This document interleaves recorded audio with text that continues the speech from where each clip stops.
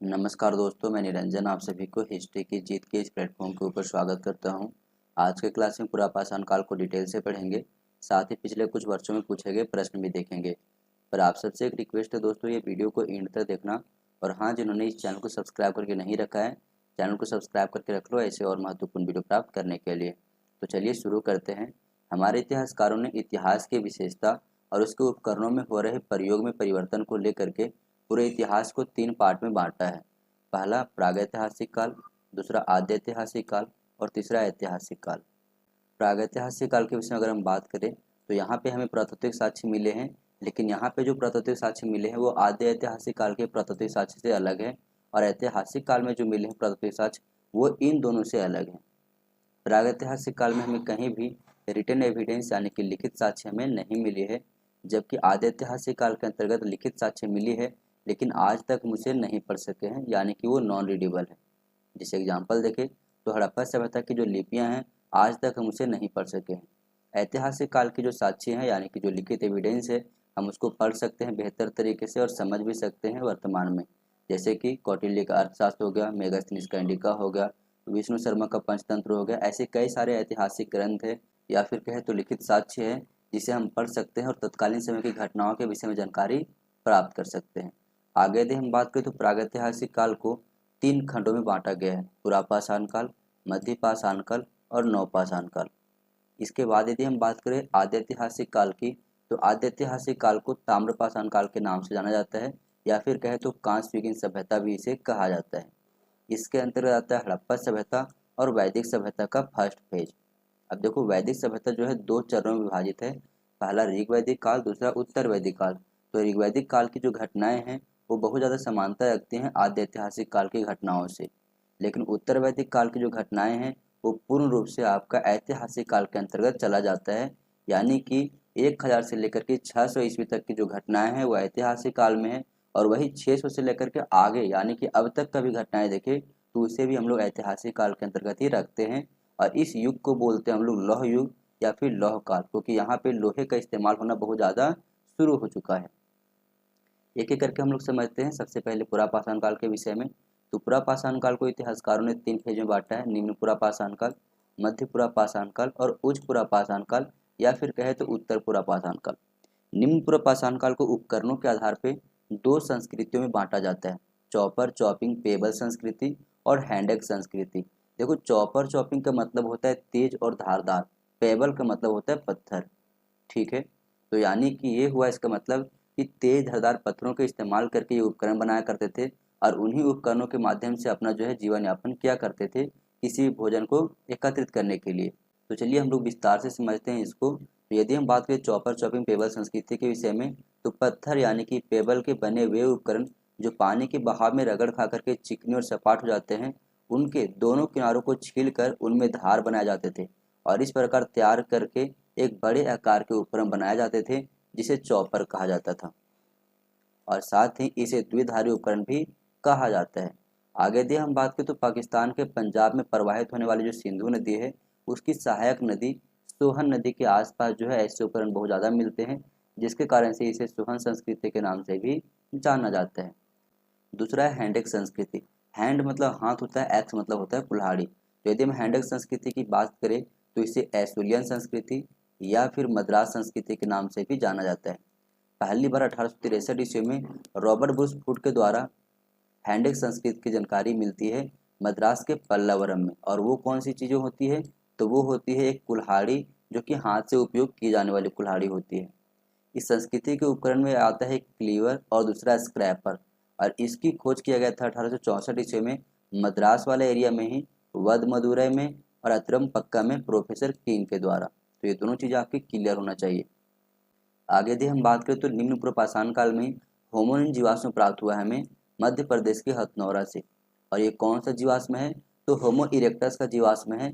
अब चूंकि ये नर्मदा नदी घाटी के आसपास मिली है, जिसके कारण से इसे नर्मदा मानव या फिर सिपिथेका सिवलेंसिस के नाम से भी जाना जाता है। निम्न पुरपाषाण काल के जो लोग थे वो बेसिकली खानाबदोश थे, कभी जीवन यापन करने के लिए इस क्षेत्र में भोजन ग्रहण कर रहे हैं तो कभी चल गए किसी और क्षेत्र में, तो उनकी कोई भी अस्थायी जीवन नहीं थी। ये मुख्यतः शिकारी और भोजन संग्रहकर्ता वाले माने जाते हैं। निम्न पूर्व पाषाण काल के लोगों का संबंध जो है निएंडरथल प्रजाति से भी माना जाता है। अब यहाँ से यूजीसी नेट के पेपर में प्रश्न पूछा गया था जून 2015 में, हथनौरा का मानव से जीवाश्म संबंधित है होमो इरेक्टस से, होमो हैबिलिस से, होमो सेपियंस से या फिर उपरोक्त में से कोई नहीं। तो सही विकल्प यहाँ पर हो जाएगा ऑप्शन नंबर ए, यानी कि होमो इरेक्टस से जुड़ा हुआ है। अब हम बात करते हैं मध्य पूरा पाषाण काल के विषय में। तो इनकी जो बेसिकली उपकरण रही है उस उपकरणों को फलक कहा गया है, वेदनी कहा गया, खुरचनी कहा गया। और ये उपकरण जिस तकनीक से बनाया जाता था उस तकनीक को लेवा लेवा टेक्निक कहा गया है। भारत में सर्वप्रथम इस चरण का पहचान जो है वो बेसिकली एच.डी. संकालिया के द्वारा किया गया था। महाराष्ट्र के निवासा में इन्होंने जो है एक उपकरण खोजा था और ये कौन सा नदी के किनारे पाया गया है, तो प्रवरा नदी के किनारे पाया गया था। इसके अतिरिक्त इस समय के उपकरण हमें मिलते हैं कृष्णा नदी घाटी से, कुसंगी घाटी से, बेतवा नदी घाटी से, सोन नदी घाटी से, बेलन नदी घाटी से, पाकिस्तान के संघाव गुफा से और राजस्थान में जो लूनी नदी घाटी है वहाँ और डिडवाना से भी इसकी जानकारी हमें मिलती है। इस प्रकार के कई सारे उपकरण हैं जो इन क्षेत्रों में हमें देखने को मिला है। इस समय की जो मुख्य विशेषता रही है वो है आग की खोज। इन्होंने जो है आग लगा के उपयोग करना शुरू कर दिया था किसी भी जीवाश्म को जला करके पका करके खाने के लिए। दफनाने के पहले ये कहा करते थे कि मृतकों को चित्रित किया करते थे और इसकी जानकारी हमें मिलती है भीमबेटका से। इस प्रकार से अगर कहे तो चित्रकला का प्रारंभिक जानकारी हमें मध्यपुरा पाषाण काल से मिलती है और चित्रकला का पूर्ण विकास हमें उच्च पुरा पाषाण काल में देखने को मिलेगा। यदि हम मध्यपुरा पाषाण काल के आश्रय स्थल की बात करें लोगों की, तो ये बेसिकली गुफाओं में रहा करते थे, बड़े बड़े चट्टानों के अंदर छिप करके रहा करते थे। अब यहाँ से यूजीसी नेट के पेपर में प्रश्न पूछा गया था दिसंबर 2013 में, लेवा लेवा तकनीक द्वारा बनाए गए फलक उपकरण निम्नांकित में से किस भूगर्भिक युग की विशेषता है? निम्न प्लेस्टोसीन, होलोसीन, उच्च प्लिस्टोसीन या फिर मध्य प्लिस्टोसीन। देखो प्लिस्टोसीन मतलब होता है पूरा पाषाण काल। तो यहाँ पे अगर देखा है तो सही विकल्प हो जाएगा आपका ऑप्शन नंबर डी, यानी कि मध्य पूरा पाषाण काल के उपकरण जो हैं वो बनाए जाते थे लेवा लेवा तकनीक के माध्यम से। अब हम बात करते हैं उच्च पूरा पाषाण काल के विषय में। तो यदि हम इसके उपकरणों के विषय में बात करें तो ये जो है ब्लेड, तछनी और खुरचनी जैसे उपकरण का उपयोग किया करते थे। इसकी जानकारी हमें मिलती है उत्तर प्रदेश के लोहंदा नाला से, सोहन नदी घाटी से, भीमबेटका से और झारखंड के सिंहभूम वाला एरिया से। उच्च पूरा पाषाण काल की एक मुख्य विशेषता यह रही है कि होमो इरेक्टस की जो प्रजाति थी वो अब होमो सेपियंस में बदल चुकी थी, यानी कि आधुनिक मानव के जैसा इनके पास ज्ञान बुद्धि आ चुका था। कला एवं रीति रिवाजों को दर्शाने वाली मूर्तियां और अन्य कलाकृतियों की व्यापक उपस्थिति देखने को इस समय मिला, यानी कि चित्रकला का पूर्ण विकास हो चुका था। वो जो भी गतिविधियां करते थे उन सारे गतिविधियों को पत्थरों के ऊपर उकेरा करते थे, जिसकी जानकारी हमें जो है मध्य प्रदेश के भीमबेटका वाला एरिया में जो गुफाएं बनी हुई है वहां से डिटेल्स में पता चलती है। आगे यदि हम बात करें तो चूंकि इन लोगों के पास ज्ञान बुद्धि आ चुका था तो अपने अस्थायी जीवन जीने की शुरुआत करने की प्रारंभिक दौर में ये आ चुके थे, जिसके कारण से पेड़ पौधे काटना शुरू कर दिए। इस प्रकार से कहें तो वनस्पति आवरण में कमी हमें उच्च पूरा पाषाण काल में देखने को मिलता है। अब यहाँ से यूजीसी नेट के पेपर में प्रश्न पूछा गया था जून 2014 में, सूची 1 को सूची 2 के साथ मिलान कीजिए। सोन संस्कृति, अब देखो सोन संस्कृति और सोहन संस्कृति इन दोनों का संबंध है आपका निम्न पूरा पाषाण काल से, यानी कि ए का हो जाएगा 2। नेवासा संस्कृति का संबंध है मध्य पूरा पाषाण काल के, तो बी का हो जाएगा 1। बागौर संस्कृति का संबंध है उच्च पूरा पाषाण काल से, तो सी का हो जाएगा 4। इस प्रकार से अगर देखें तो आपका यहाँ पर सही विकल्प हो जाएगा option number D. Option number D आपका सही जवाब है।